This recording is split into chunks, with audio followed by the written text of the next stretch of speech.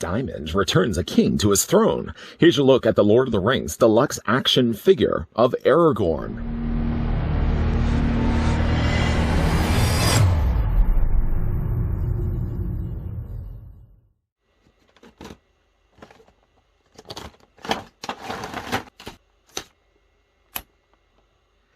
This deluxe action figure of Aragorn is based on his appearance in Lord of the Rings, The Fellowship of the Ring. It features approximately 16 points of articulation and character-specific accessories. It also includes a part to build Sauron. Collect the first 6 figures to assemble the 13-inch figure.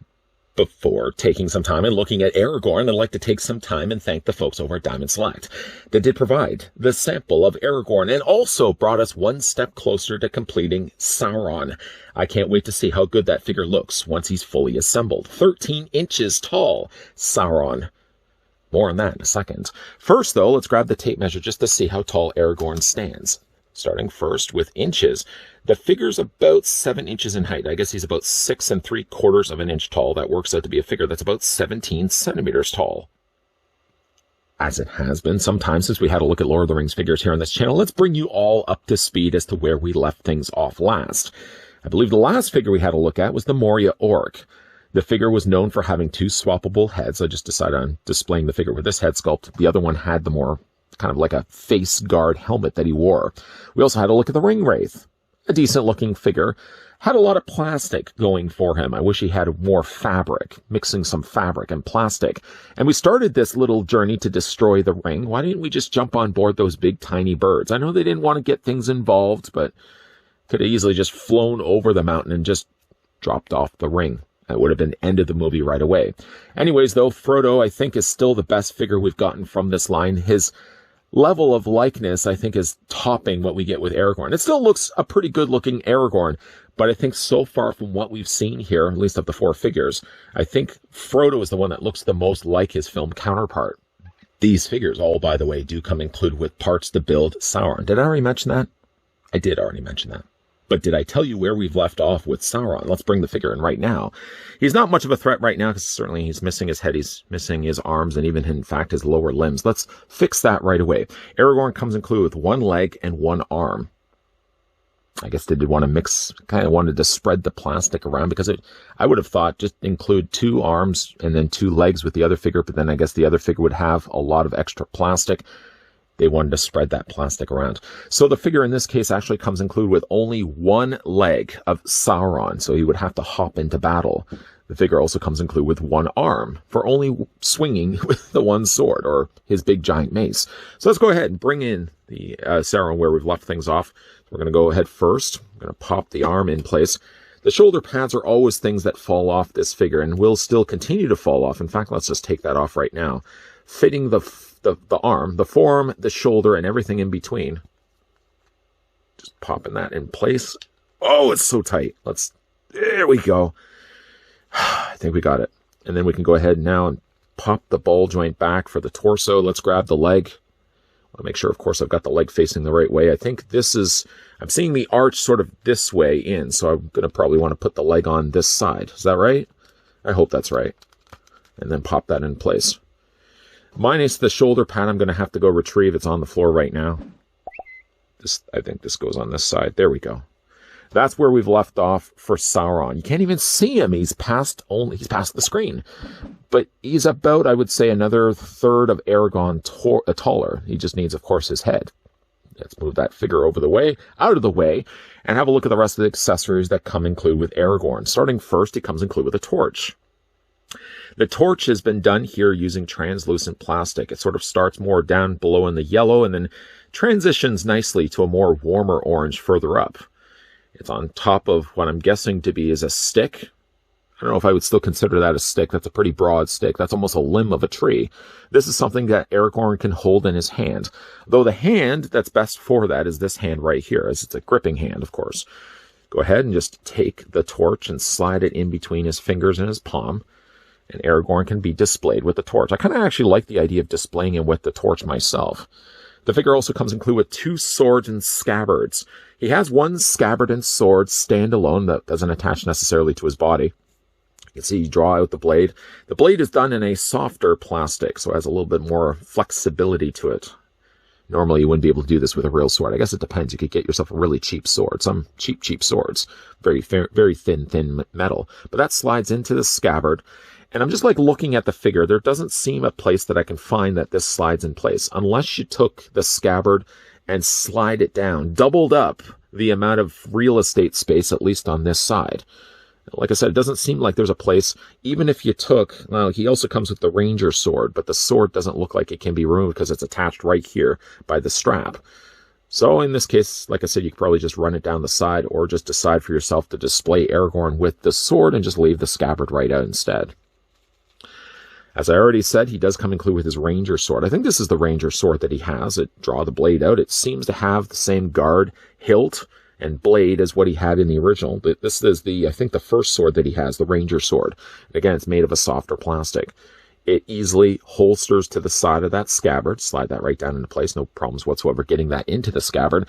And just off to the side, you may also notice he has a smaller, almost dagger on the side of his torso. This can also be drawn. The problem, though, with it is as you're pulling it out, it's so close to his body that you end up having to bend the blade in order for it to be drawn out from the little tiny scabbard. And as you can see, it's got a more curved blade to it. Again, it's softer plastic. I don't really mind at all that they're actually using softer plastic. First of all, it gets the job done. And if they used a more brittle plastic, you wouldn't be able to do this. The blade would snap right away. I probably even shouldn't be doing that anyways. But anyways, you can take that and slide that back down to the side. I have no real reason to remove that. I think we're just going to permanently keep that in place. And for the rest of this review, let's just go ahead and take the torch out of his hand. It doesn't really, I mean, the studio is bright well enough already. I don't think I need myself a torch necessarily. Getting, though, a closer look at Aragorn.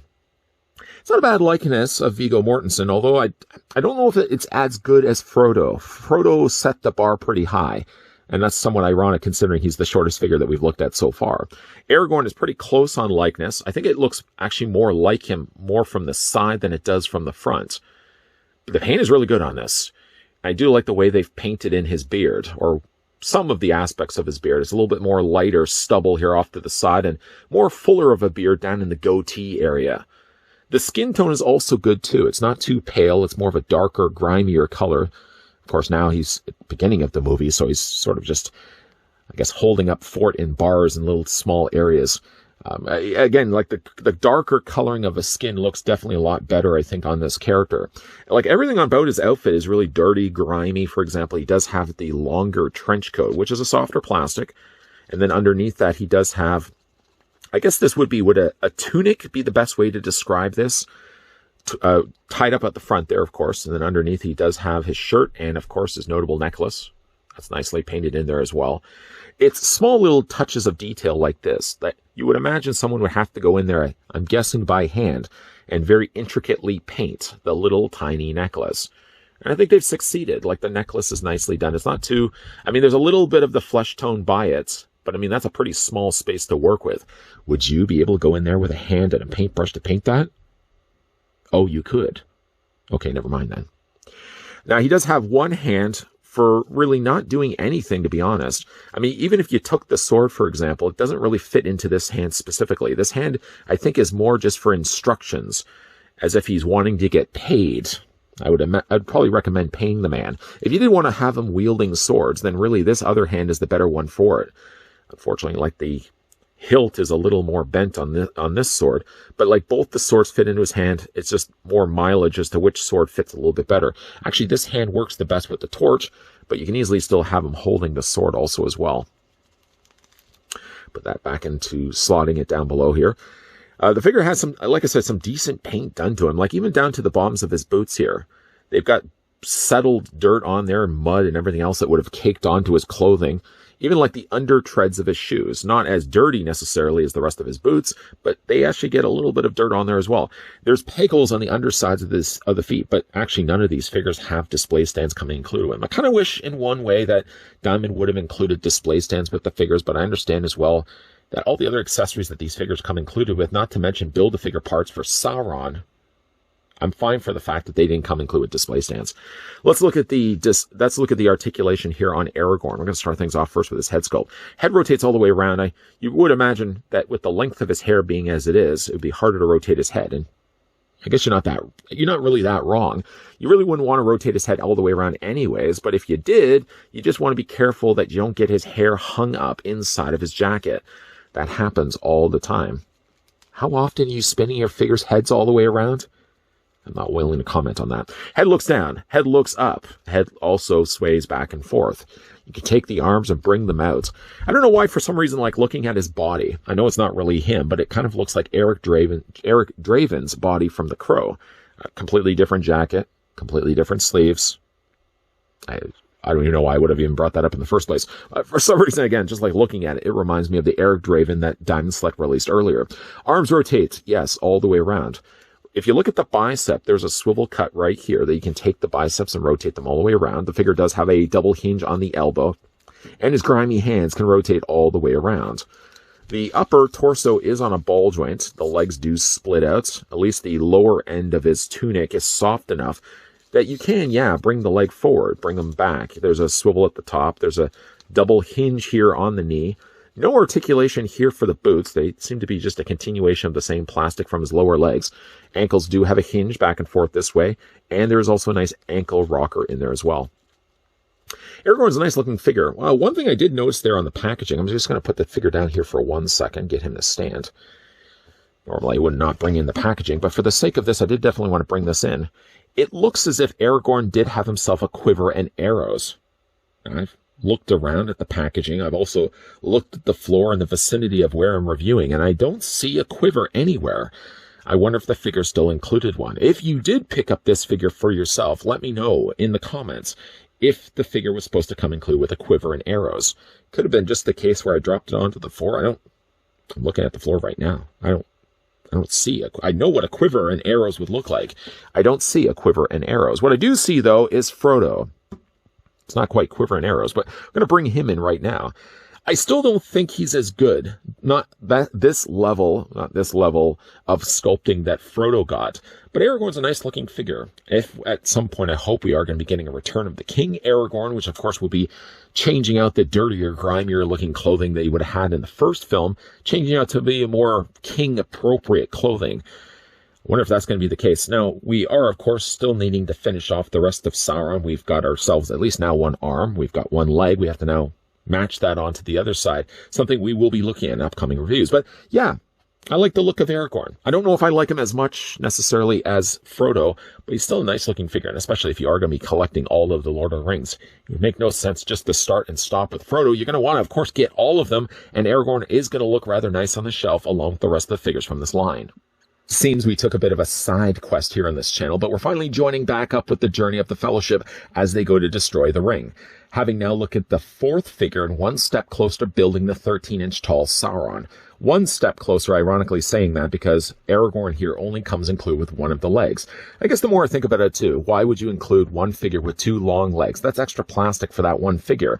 Carries some of the load and only give him one arm, one leg, which is what they did in this case. We still have now two figures to complete this set. That's the Legolas and the Gimli. Both of them, I would imagine between those two, we'll be completing the Sauron. If there's another side quest on top of it and I have to deal with big giant spiders, forget about it. All right, how much do I really want to get that Sauron? Okay, yes, even giant spiders. I'll complete the quest and get Sauron finally completed. I think what I might ultimately do, though, the more I'm looking at those shoulder pads and how often they're falling off the figure, and I don't think they serve any other purpose than just getting out of the way when you're popping those arms in place.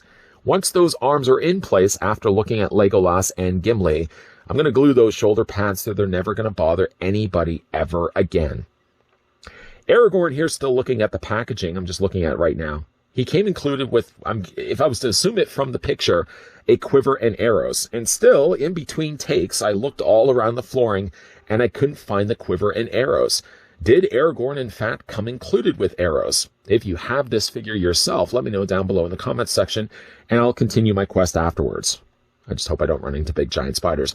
Big thank you, though, to the folks over at Diamond Select that once again did provide the sample of Aragorn that we could have a look at in this review. I don't think he's as good as Frodo, but he's still a nicely sculpted figure with some pretty decent looking accessories. He has the sword in one of his hands right now. He has his other sword just off to the side. I don't really know what I'm going to be doing with that other sword because there doesn't seem to be a place anywhere on the figure that I can plug it in place. Is that another side quest? The quest to find a place to put the scabbard on Aragorn? I just hope it doesn't deal with spiders. I think the ongoing thing that you probably will notice in all of this, I just don't like spiders. Big, giant spiders, too. I really hate big, giant spiders. Just looking around all over the place right now. Okay, good. There's no big, giant spiders. What do you guys think, though, of Aragorn? Let me know down below in the comments section. Good figure? Bad figure? Like to weigh in your thoughts down below in the comments section. And if you are new to this channel, you're enjoying the content that you're seeing, make sure you hit that subscribe button down below.